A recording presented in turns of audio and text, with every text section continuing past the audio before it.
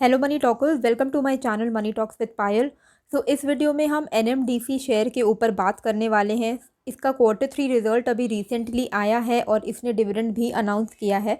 तो क्या इसके टारगेट हो सकते हैं, आपको अभी बाय करना चाहिए या नहीं, इस बारे में हम लोग यहाँ पे डिस्कशन करेंगे। तो एनएमडीसी की जो प्रॉफिट आफ्टर टैक्स है वो Q3 में 3% ईयर ऑन ईयर बेसिस पे फॉल की है टू 2050 करोड़।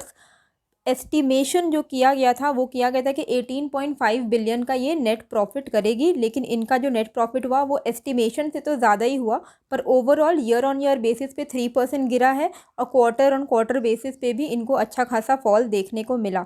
23.4 बिलियन का पिछले क्वार्टर इनको नेट प्रॉफिट हुआ था, इस बार इनका 20.5 बिलियन का नेट प्रॉफिट हुआ है। हालांकि इसकी जो रेवेन्यू है वो ईयर ऑन ईयर बेसिस पे बढ़ी है फ्रॉम 43.6 बिलियन टू 58.74 बिलियन, और क्वार्टर ऑन क्वार्टर बेसिस पे इनकी जो रेवेन्यू है वो घट गई है। पिछले क्वार्टर इनको जो रेवेन्यू हुई थी वो थी 67.94 बिलियन, जो कि इस बार हुई है 58.74। अब इसी के साथ कंपनी ने अपना सेकेंड इंटरिम डिविडेंड अनाउंस किया है 5.73 रुपीज़ पर शेयर। मतलब आपके पास अगर रिकॉर्ड डेट में आप एलिजिबल शेयर होल्डर आते हो तो आपको हर एक शेयर के ऊपर 5.73 रुपीज़ का इंटरिम डिविडेंड आपके बैंक अकाउंट में आपको मिलेगा। जिस वक्त मैं ये वीडियो बना रही हूँ एनएमडीसी 2% ऊपर है प्रीवियस क्लोजिंग से एंड 158.95 का इसका करंट प्राइस चल रहा है। और इसकी जो रिकॉर्ड डेट सेट की गई है डिविडेंड के लिए 5.73 का, वो है 18 फरवरी। यानी कि 18 फरवरी को अगर आप कंपनी के बुक ऑफ रिकॉर्ड में आपका नाम रिफ्लेक्ट करता है तो आपको डिविडेंड मिलेगा। अब ये कैसे आपका नाम रिफ्लेक्ट करेगा, उसके लिए इम्पॉर्टेंट होता है ex record date. Ex date है इसका 17 फेब 2022। इसका मतलब है कि 17 फेब से पहले पहले अगर आप 16 तारीख तक एनएमडीसी के शेयर खरीद लेते हो या होल्ड करके रखते हो तो आप कंपनी के बुक ऑफ रिकॉर्ड में as on record date that is 18 Feb को आपका नाम रिफ्लेक्ट करेगा। तो एक्स रिकॉर्ड डेट जो होता है 17 फेब, उससे पहले अगर आप ये शेयर्स ले लेते हो या आप होल्ड करके रखते हो तो आपको डिविडेंड मिलता है। तो ये हो गया डिविडेंड वाला कॉन्सेप्ट। और ओवरऑल अगर हम कंपनी की बात करें तो इसकी जो डिविडेंड पेइंग हिस्ट्री है वो काफ़ी अच्छी रही है। हर साल डिविडेंड पे करती है, आप देख सकते हो ऑन एन एवरेज इसका 4 to 5% का डिविडेंड पे आउट रहता है एवरी ईयर। और इस साल इसने ऑलमोस्ट 3 डिविडेंड पे किए हैं। मतलब मार्च पिछले साल का हो गया, दिसंबर में इसने पहला इंटरिम डिविडेंड पे किया था 901% का, मतलब 9 रुपये का, और अभी इसने 5.73 का मतलब 573% का डिविडेंड इसने पे आउट करने वाली है। कैसे ये परसेंट कैलकुलेट हो रहा है? फेस वैल्यू पे। फेस वैल्यू इसकी 1 रुपीज़ की है तो उस पर कैलकुलेट किया जाता है डिविडेंड अमाउंट। अब अगर हम इसके लेवल्स की बात करें तो देखो फिलहाल जो इसका आरएसआई है दैट इज़ इंडिकेटिंग कि धीरे धीरे करके ये बहुत ही जल्द ओवरबॉट जोन में जा सकता है, पर अभी इसमें मोमेंटम है, ये एक अच्छे स्ट्रॉन्ग मोमेंटम में है, विच इज़ कि ये अभी आने वाले कुछ सेशन तक बुलिश रहने के इसके चांसेस हैं। तो पहला जो इसका टारगेट रहेगा, ये जो गैप है इस गैप को ये फिल करने की कोशिश करेगा और ये पहुंच सकता है 166 तक। तो इसका जो फर्स्ट टारगेट आप मान के चलो 165 का, आप इसका फर्स्ट टारगेट मान के चलो कि यहाँ तक तो ये टच करने के इसके हाई चांसेस दिख रहे हैं। मतलब 99% इसके चांसेस दिख रहे हैं कि नियर टर्म में ये 165 के लेवल्स को टच करेगा।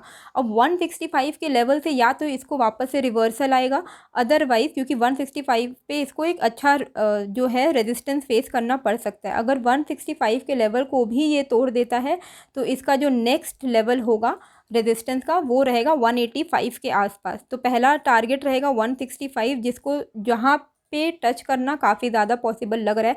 वहाँ से हो सकता है कि अगर ओवरबॉट चला जाए तो प्राइस में गिरावट वापस से आ जाए, रिवर्सल आ जाए, और नीचे के लेवल पे 150 का आप सपोर्ट मान के चलो, और 165 अगर ये तोड़ती है तो 185 के लेवल को ये टच कर सकती है। ओवरऑल जो इस जैसे मैंने आपको दिखाया इसका 1 ईयर का जो हाई है, रुको मैं दिखाती हूँ।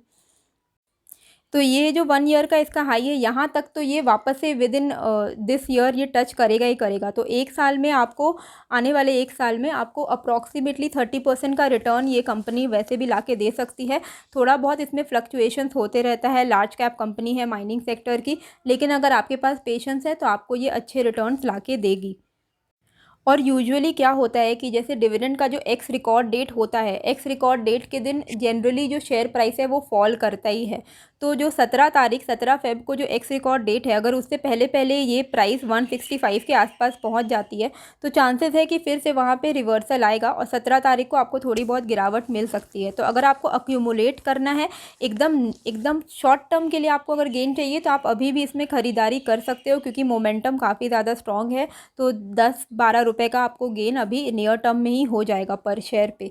लेकिन अगर आपका लॉन्ग टर्म का है और आपको मतलब एकदम डिप वाला ही फॉर्मूला के साथ आप जाना चाहते हो फॉर लॉन्ग टर्म, तो अभी आप थोड़ा वेट कर भी सकते हो। अभी गिरेगा जब एक्स रिकॉर्ड डेट के आसपास, तब आप फिर से शेयर को इसमें ख़रीदारी कर सकते हो। ओवरऑल अच्छी कंपनी है माइनिंग सेक्टर की, एंड लार्ज कैप कंपनी है, तो ऐसा कोई बहुत रिस्की कुछ है नहीं इसमें। और पीई रेशियो इसके सेक्टर से काफ़ी कम है, 4.48 का ही इसका पीई रेशियो है only. And earning per share इसकी अच्छी है 35.48। डिविडेंड भी ये दे देती है, हर साल आपको डिविडेंड भी मिलता है, और market cap wise second rank में आती है। पीबी रेशियो भी इसका कम है, और जो रिटर्न्स हैं इसने अच्छे ही दिए हैं, डिसेंट रिटर्न्स इसको आप बोल सकते हो। एक साल में इसने 35% का रिटर्न दिया है, 3 मंथ में 10%, 1 मंथ में 13% का। तो इस तरीके से आप इसमें अगर शॉर्ट टर्म आपको डिसेंट रिटर्न्स चाहिए, बहुत ज़्यादा आपको फ्लक्चुएशंस नहीं चाहिए, तो आप आराम से इसमें बाय ऑन डिप करके अक्यूमुलेशन कर सकते हो। बाकी नियर टर्म टारगेट तो मैंने आपको बता ही दिया है, डिविडेंड वाला कॉन्सेप्ट भी बता दिया है। तो एनएमडीसी के शेयर आपके पास है या नहीं, मुझे कमेंट करके ज़रूर बताइएगा, एंड नए हो तो सब्सक्राइब कर दीजिएगा। मिलते हैं फिर एक नए वीडियो के साथ। Thank you.